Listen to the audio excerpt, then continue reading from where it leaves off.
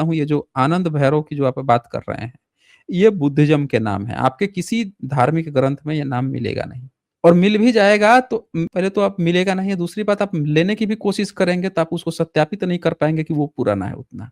अब मैं आपको दिखाता हूँ, यहाँ पे कुछ फीडबैक आए हैं, ये देखिए। सम्यक के हम यहाँ लिख रहे हैं कि Anand Bhairav is another name of medicine Buddha. ये मेडिसिन बुद्धा का नाम है। एंड आनंद भैरव रस is used for digestive issue in Ayurvedic medicine. जो आयुर्वेदिक मेडिसिन होती है बुद्धिज्म की, उसमें आनंद भैरव रस कहा जाता है। ये जो आप बोल रहे थे ना, जाके पैर दबाता हूँ तो हीलिंग आती है, ये भी जो आपके मन में जो भ्रम बैठा हुआ है वो इसलिए बैठा हुआ है क्योंकि ये मेडिसिन बुद्धा है, इन्हीं का नाम आनंद भैरव है, इनका नाम ही है मेडिसिन बुद्धा। यानी कि ये हीलिंग करते हैं, यानी कि ये लोगों को सही करते हैं।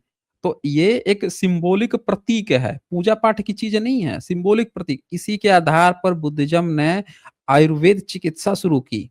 उन्होंने पूरे के पूरे कई सारे महाविहार, कई सारे औषधालय खोल दिए। सम्राट अशोक के इंस्क्रिप्शन पे मिलता है कि इंसान तो इंसान, पशुओं की चिकित्सालय वो खुलवा रहे थे।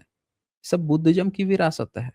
पैर केवल छू देने से हीलिंग नहीं मिलता है। इन लोगों की आपने गपोड़ सुन ली है कहीं से कि जाके छूने से वो हो जाता है, क्योंकि बुद्धिज्म की चीजें उसी तरह से चली आ रही है। आपकी शिक्षा पे मुझे डाउट है। आप अगर वाकई में पढ़ाई किए होते हैं तो आपको ये चीज पता होता कि हर एक चीज का इतिहास को जब पढ़ा जाता है तो साइंटिफिक टेम्परामेंट के अनुसार पढ़ा जाता है। पढ़ाई जब पढ़ी जाती है तो साइंटिफिक टेम्परामेंट। आप बोल रहे थे कि आप तेली समाज से हैं, उदाहरण आप दे रहे थे रामानुजम का। आप अपने किसी तेली समाज का उदाहरण काहे नहीं दिए कि जिन्होंने ऐसा कोई अचीवमेंट किया हो? हाँ जी। रामानुजन के साथ जो घटना हुआ मेरे साथ भी हुआ, इसीलिए बताए।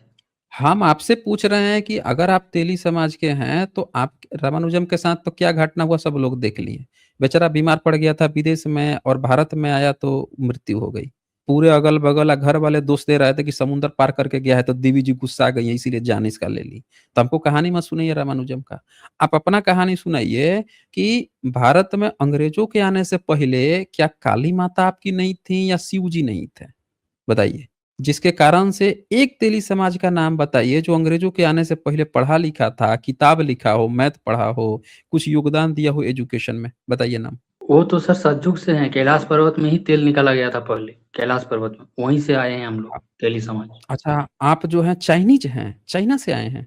चाइनीज नहीं है, कैलाश पर्वत, कैलाश तो कैलाश मानसरोवर जो कहाँ है, पे है? कैलाश अभी कहाँ चीन पे के है? आधिपत्य में है आधा, और हैं? भारत दोनों के आधिपत्य में है। कैलाश पे तो अभी कब्जा है ना, शिव के तो स्थान हाँ पे तो अभी कब्जा कब्जा है, है। मान तो रहे हैं भाई, कब्जा हाँ, है। तो कब्जा है तो आप ये चाइना से सतयुग का आए है हैं? सर, सतयुग का हैं? है, अभी कलयुग चल रहा है। अच्छा, सतयुग आपको कौन से क्लास में पढ़ाया गया है सतयुग? आप तो ये हम लोग हिस्ट्री भी बचपन पढ़े से होंगे सुनते आ ना? रहे हैं दादी नानी की कहानी। आप पढ़ाई से इतिहास समझते हैं या दादी-नानी से सुन के इतिहास पढ़ते ये हैं? तो वेद और पुराण में भी लिखा हुआ है, आप इसको नहीं, भली-भांति वेद जान। आपके कौन से क्लास के इतिहास में पढ़ाया गया है? बोलिए। वेद, पुराण, इतिहास की किताब पढ़ाई जाती है ना, तो इतिहास में कौन से चैप्टर में ये वेद पुराण का पढ़ाया गया है कि वेद पुराण में जो लिखा है, सर वो आप इतिहास सभी में पढ़ाया। मूर्तियों को बुद्ध बता के क्या क्या करना नहीं, आप फिर से मुद्दा चेंज कर लिए कि जब इस बात पे ही डाउट उठ गया है कि आप तेली हैं कि नहीं हैं, तो आप इस पे ही आप क्वेश्चन चेंज करने लगे बार-बार। आप क्यों बताने से भाग रहे हैं इस बात को? आपने कहा कि आपके रामानुजम रामानुजम तो ब्राह्मण था, उस पर तो देवी ऐसी खुश हुई कि बेचारे की जान ही चली गई। मैं आपसे पूछ रहा हूँ कि आप पर देवी प्रसन्न हुई हैं और आपने जिस तरह से बताया कि आप तेली समाज के हैं, तो बताइए आपके कौन से तेली समाज के व्यक्ति पे इससे पहले कोई काली माँ प्रसन्न हुई, या इससे पहले आपके समाज से कोई पूजा पाठ ही नहीं करता था, जिस पे प्रसन्न ही नहीं हो पाई करता था। देवी? बोले सर तो करता करता था। था तो बताएँ कि मैथ्स में या हाँ, किसी भी सब्जेक्ट में योगदान बताइए आप हमें, हाँ, किसी भी जैसे अपने जैसे हम लोग का जो पूर्वज थे रामकृष्ण परमहंस थे, जिन्होंने माँ काली को भोजन कराया था। कौन से समाज से थे रामकृष्ण परमहंस? रामकृष्ण परमहंस जो बंगाल में, वेस्ट बंगाल में है। कौन से समाज से थे? बंगाली समाज से है सर। नहीं, नहीं, आपने कहा कि आप तेली समाज ब्राह्मण से हैं, समाज। तो आप ब्राह्मण हैं?